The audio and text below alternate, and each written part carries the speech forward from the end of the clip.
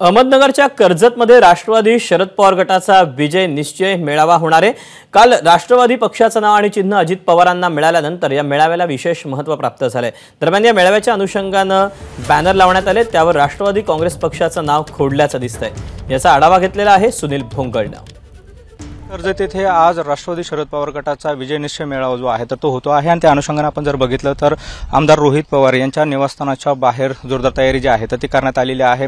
कर्जतच्या दिनकर बंगल्याच्या बाहेर अशा पद्धतीने तयारी करण्यात आलेली आहे।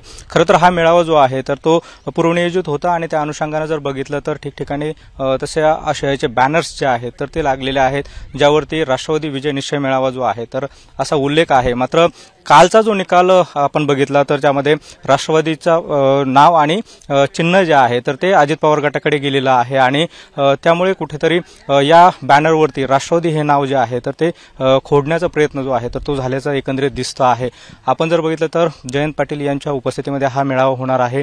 कालचा जो निकाल लागलेला आहे आणि त्यानंतर पहिल्यांदाच हा मेळावा होतो आहे, त्यामुळे या मेळाव्याकडे संपूर्ण राज्याचं जे आहे तर लक्ष लागलेलं आहे। जयंत पाटील नेमकं काय बोलणार याकडे सर्वांचं लक्ष लागलेलं आहे। मात्र या मेळाव्याचा जो बॅनर आहे त्यामुळे कुठेतरी लक्ष जे आहे तर ते वेधलं जात आहे। कॅमेरा पर्सन अमोल गवाळेसह सुनील भोंगळ, एबीपी माझा, कर्जत। एबीपी माझा, उघडा डोळे बघा नीट।